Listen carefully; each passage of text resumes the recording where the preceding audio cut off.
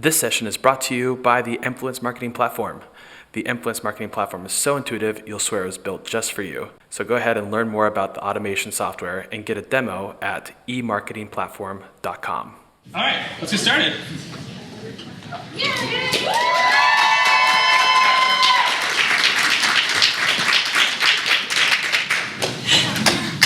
All right, how's everybody doing this morning? Who's hungover? Who's lying? All right, so my name is Betsy Grandi. Can you guys hear me okay? Yeah. I am the Global Email Strategist for Lenovo, and I am here to talk to you about email automations that you need to be doing, and then we're going to dive into how we just rebooted our Welcome series. I'm not very active on the Twitter, so if you want to follow me, I'm Betzilla22. It's literally Betsy and Godzilla together with a number of deuce after. But you'll be very bored, so I do retweets and I talk about my dogs and I complain about bad customer service, and that's about it. So. All right, so let's get started. So why do you want to do trigger campaigns? Well, it's the easiest way for you to generate revenue with minimal effort. It creates a journey for the customer relevant to their stage in their life cycle. And it boosts engagement with your email program. So just some fun stats on triggered campaigns. Over 75% of email revenue is generated by triggered campaigns rather than one-size-fits-all campaigns. Automated email campaigns account for 21% of email marketing revenue from the DMA. Automated email messages average 70.5% higher open rates and 152% higher click-through rates than business-as-usual marketing messages. I mean, if you could have a 70.5% higher open rate on all of your campaigns, why wouldn't you do it? For me, I did email marketing for our EMEA region for 2 years, and that was 52 emails a week. So, and that was all BAU.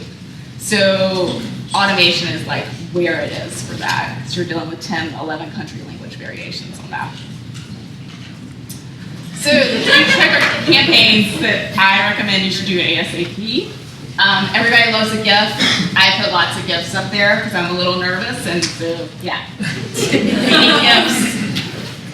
So I highly recommend a welcome campaign. You want to introduce the subscribers to your brand. You want to let them know what you're about. Build your value proposition. Tell them why they're there. Abandoned cart. You don't want to leave money on the table, particularly if you're a B2C brand. Like, that's just a no-brainer. Do that one out the gate. And re-engagement. You want to bring back the interested users and release the dead wood. And like we were talking about yesterday, like, database size is not what it's all about. You want those engaged people. So don't be afraid to say, yeah, my list is 2.5 million, but only about 60,000 of them want to hear what I'm saying. All right, so a welcome program. When? How do you do that? Ideally, I do it as soon as possible after the completion of sign-up form, and if it's incentivized, people are waiting on it. I don't know about you guys, but when I sign up for a welcome, like if it comes up and says I'm going to get 15% off my order, I already have stuff in my cart. I want it now, and I don't want to spend the money on it. I recommend that you suppress them from your regular campaigns while they're in the welcome program because you don't want to overwhelm them out the gate. And you want to introduce the customer to your brand and set the tone for your relationship. This is your first impression with the customer. You only get one chance to do that first impression. Or are you going to re-engagement? You say, hey, I'm sorry, I screwed up. Please come back. For abandoned cart, I would say you send it at a reasonable amount of time for your product. We send it within 1 hour after abandonment. We follow up 24 hours later and then again about a week later. Include an image or a reference to the product or cart. I don't know about you guys, but when I'm shopping around the internet, I'm adding stuff all the time. And if I don't remember what it was, I'm probably not going to go back. And offer customer support, chat or call. They may have abandoned it because they ran into an issue with the site. You have no idea. So give them a way to reach out to you and let them complete the purchase. For re-engagement. The timing is based on your product and service, and obviously testing. So at Lenovo, people don't buy new computers every year. Business machines, they're buying new ones every 2 to 3 years. We're still doing re-engagement at the 1-year time point because we want to keep as many people in our active database as possible, because you go over that 12-month mark and you start running into bad addresses and have issues with deliverability. But it's going to be based on what you're pushing. It needs to be compelling subject line and copy. They stopped paying attention to you a while ago for a reason. So something that you are doing in your BAU is not working, so you really need to get them in the door. And you should have fun with it. I mean, everybody loves puppies, everybody loves a gift. Have a good time with the re-engagement campaign because you want them to engage. So let's talk about what we did with our welcome program. We had quite the challenge. We needed to establish a triggered welcome program for multiple users. We needed to streamline the existing welcome programs and align with the brand image, and I'm going to share those with you guys in a few minutes so you can understand why those programs needed to be streamlined. And we had to manage this process while migrating ESPs. So, a lot of you know, I've talked to you about it. We just finished, this past Monday, I finished migrating 32 countries from a platform we had been on for 11 years into a new platform. But we did it, and messages are delivering, and we did it in about 8 months. So what's the process? This one's for you. So we had to bring those multiple versions into one. We had to revise the creative and copy to align with the brand. We needed to create a format that was easily editable and idiot-proof. And we needed a plan for testing. We had relied heavily on the Ronco method, which I may be older than a lot of you, so you may not remember the Ronco set it and forget it method. But we had been on that for a little while. So, bringing multiple versions into one. How do you do that? Well, we needed to prioritize what each email needed. Our welcome needed an offer for at least 2 of those 32 countries, or 2 regions out of the 5 regions. We needed options for shopping top categories. We needed reasons to buy online to get people to know it was safe to buy from us. You also need to remember that the welcome is the introduction to the brand. What do you want people to know? And then my favorite part, when you're redoing a welcome program. My director wants blah, blah, blah, blah, blah in this campaign. When you're trying to build it out, the proper answer is always, we can test it, but keep it simple, stupid. Or sweetie, I guess we're in the South. But how? So dynamic contact and WYSIWYG editors are your best friends. I'm not a coder or a developer, so I know like when I say WYSIWYG, like everybody cringes, but they've come a long way in the 9 years that I've been doing this. So if you don't have any developers, they're good for you. We created one version of all of our welcome emails, and we set up localization within Marketo. We have 29 different localizations within the welcome program. If a region doesn't have a particular offering, they can either collapse that section, or they can swap the content block for something else. So you can see on here, any of the places that are blue, they can click and put, it's all rich text. They can just put the text straight in there. So even if images are not turned on, they're going to get the text.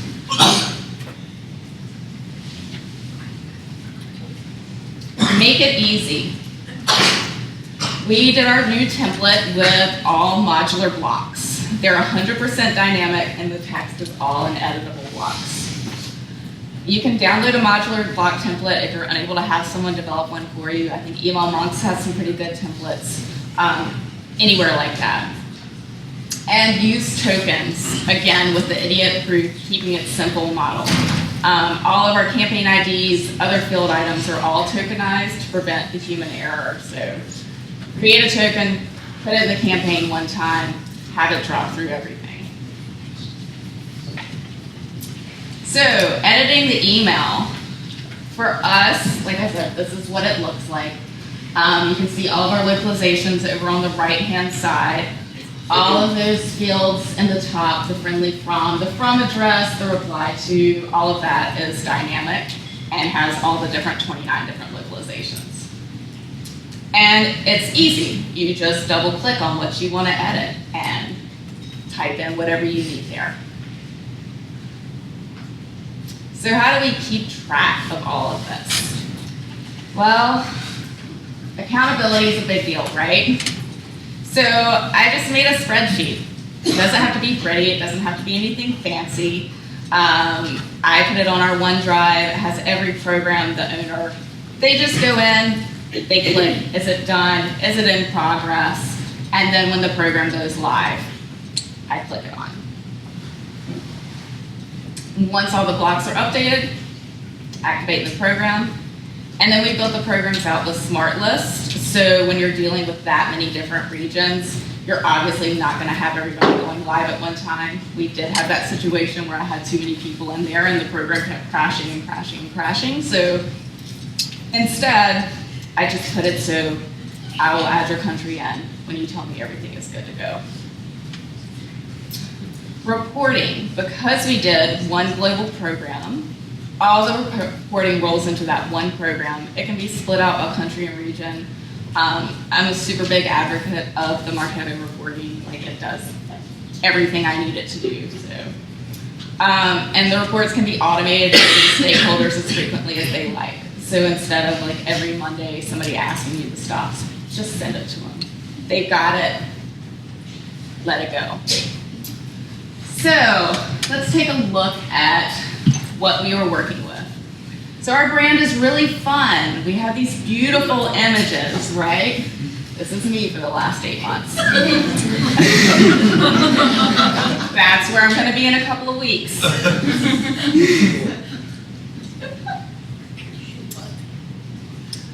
So that's what our brand looks like. Here's what we were putting out there for welcome.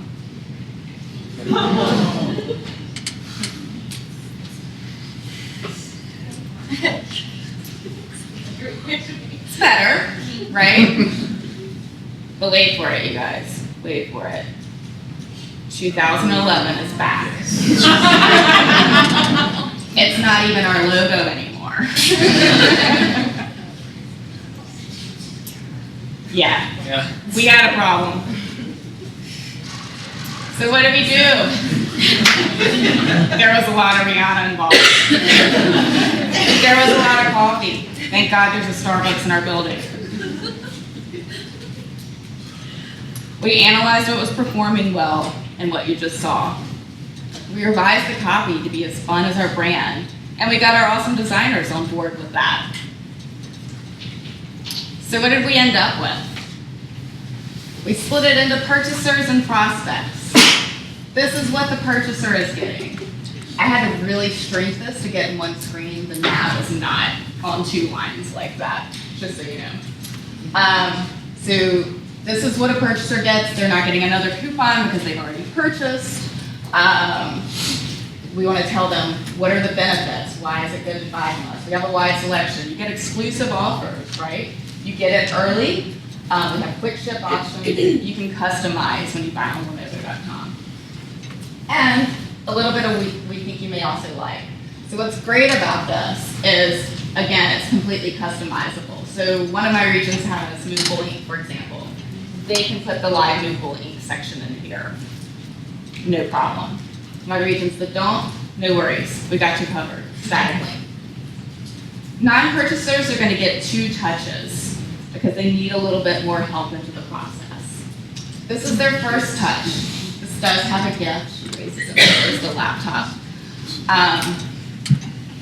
So they get their coupon information. If there's not a coupon, that section elapses. Again, the value information and something on deals to get people on. If they do not convert on this, they get this next one. It takes them to the top product categories. If a region doesn't have those particular product categories, swap it out. Third-party options that we have now, you don't have third-party options on your website, take it out. So the timing for all of this. Our first email is sent about 15 minutes after the email sign-up happens. Again, because we have incentivization, we want people to get their coupon. The second email for non-purchasers is 7 days later, and the contacts are suppressed from all non-operation emails while they're in the welcome series. What's our plan? We're going to run this whole new program worldwide for a quarter to establish our baselines. We're creating a testing plan based on the metrics, opens, clicks, and conversions from the first quarter. And then we're going to test it. And then we're not going to Ronco it this time. We're actually going to update it. So for the testing side of things, as I said, all the campaigns are deployed with the English copy, translated and localized. We're going to be watching those open and click-through rates to determine where to begin the language testing. And the brand imagery is updated annually and will be updated in the master program and pushed out. So for us, with the 32 different countries, I have 2 full-time email marketing managers worldwide, and then everybody else is shared across other DG channels or is part-time. So all of this being centralized has to be the way we do it. So, I'm running a little fast. You want to think long-term when you're setting this up. We thought really long and hard about how to make this work for everybody and get language, variables, all of that within there. You want to make it easy. Anybody can do this. It's not a hard program. It's a WYSIWYG editor. You just go in, double-click, change it. You're done. You want to create accountability. You need a checklist. You need people to sign off on it and own their part of the process. And you want to have a plan to update it. You don't set it and forget it. Right.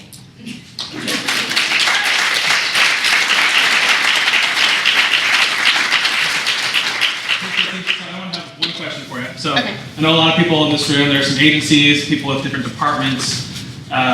When you said that we're just going to give people freedom to get those reports and then do it themselves, I feel like people are like, ugh, giving away some power. What was it like internally? Did you have any struggles where we're going to let people get there and kind of build it themselves from now on? So we did build, I guess doing this when you re-platform is a lot easier. We built a lot of governance in there. Our previous instance, like I said, 11 years, it was like the wild, wild west in there. There were fields that I don't know what they were. They probably referenced a dot matrix printer or something. I have no idea. But so we set up all of that governance from the get-go. And then we created workspaces and partitions within the platform. So, for example, in EMEA can see what everybody else is doing. They can't touch what anybody else is doing. They have access to the global instance. It's limited access for them to be able to go in and update their portions of things. Cool. I think we have room for one question. Well, how do you track when somebody qualifies for, say, the abandoned cart and get the image into that campaign? We're using velocity scripting within Marketo for that.